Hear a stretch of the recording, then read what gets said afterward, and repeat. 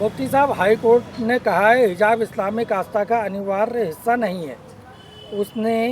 एक छात्रा की अर्जी को सुनकर उसके बाद उसको खारिज कर दिया। क्या कहेंगे इसको लेकर? देखिए, माननीय उच्च न्यायालय इलाहाबाद का फैसला सर माथे पे है, लेकिन जहाँ तक सवाल इस बात का है कि माननीय उच्च न्यायालय इलाहाबाद ने ये फरमाया है कि इस्लाम में हिजाब का कोई आस्था से जुड़ा हुआ मामला नहीं है, तो मैं ये मानता हूँ कि कहीं ना कहीं जो पिटिशनर इस मामले में है मुस्लिम छात्रा, तो उनके द्वारा जो माननीय उच्च न्यायालय इलाहाबाद के समक्ष तथ्य और दलीलें प्रस्तुत की गई होंगी, उसमें कहीं ना कहीं इस्लामिक नज़रिए से, इस्लामिक तालीमात से वो पूरे तौर पर वो पेश नहीं की गई हैं, जिसकी वजह से पूरे तथ्य और दलीलें माननीय उच्च न्यायालय के समक्ष नहीं आई होंगी, तो इस वजह से वो बात कही गई होगी। हाई कोर्ट ने यह भी कहा है कि स्कूलों में एक समान यूनिफॉर्म लागू करने का उद्देश्य छात्रों के बीच सामाजिक, आर्थिक और धार्मिक इस अंतर को मिटाकर एक धर्म निरपेक्ष, सुरक्षित और अनुशासित माहौल तैयार करना है। इसको लेके क्या कहेंगे? ये बात सही है कि सभी जो स्टूडेंट्स हैं उनके साथ में एक सा बर्ताव होना चाहिए, समानता के साथ और बिना किसी भेदभाव के। तो ये बात बिल्कुल माननीय उच्च न्यायालय इलाहाबाद की ने जो फरमाई है, ये बिल्कुल सही बात है, लेकिन वो ये बात जब भी पूरी हो सकती है जब हम संवैधानिक अधिकारों के साथ और अपने धार्मिक अधिकारों के साथ अपने आस्था के साथ चल कर के तब भी इस बात पर अमल किया जा सकता है, बिना किसी भेदभाव के और समानता के साथ तभी भी चला जा सकता है।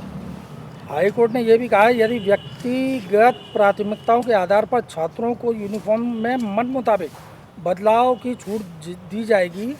तो इससे स्कूल के ड्रेस कोड का मूल मकसद ही खत्म हो जाएगा। इसको लेके क्या कहेंगे? हाँ, ये बात भी माननीय उच्च न्यायालय ने सही फरमाया कि अगर व्यक्तिगत रूप से जो मांग करेंगे छात्र, उन्हें अलग अलग पर चलने की आज़ादी दी जाएगी, तो फिर ड्रेस कोड का ही मतलब समाप्त हो जाएगा। तो उसमें देखिए, ड्रेस कोड होना चाहिए, ये बहुत ज़रूरी है, और लेकिन अपनी धार्मिक आस्थाओं के साथ में भी ड्रेस कोड हो सकता है, और उसका रास्ता कोई ना कोई स्कूल मैनेजमेंट, कॉलेज मैनेजमेंट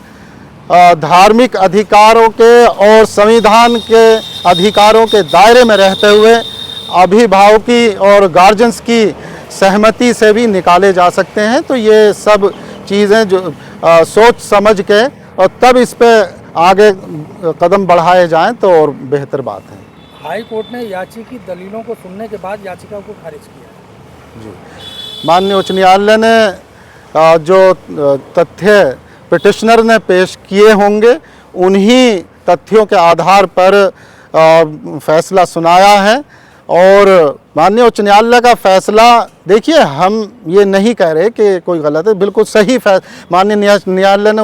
जो फैसला सुनाया वो सही, लेकिन जो तथ्य इस्लाम की नज़र से वो पूरे तौर पर पिटिशनर ने दाखिल किए हैं या नहीं किए हैं, तो उस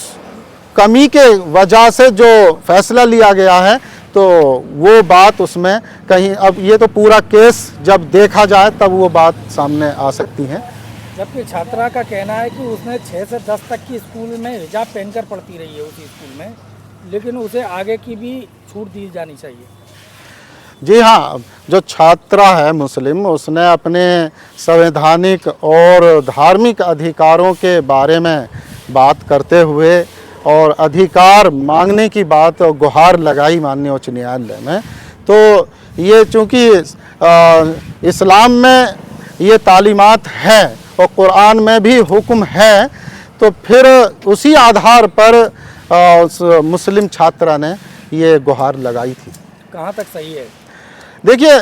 कहीं ना कहीं जो इस्लाम की नज़र से जो हुक्म कुरान में है, वो मोमिन मर्द और औरतों के लिए नीची निगाहें करना और मोमिन औरतों के लिए बालिग होने पर उन्हें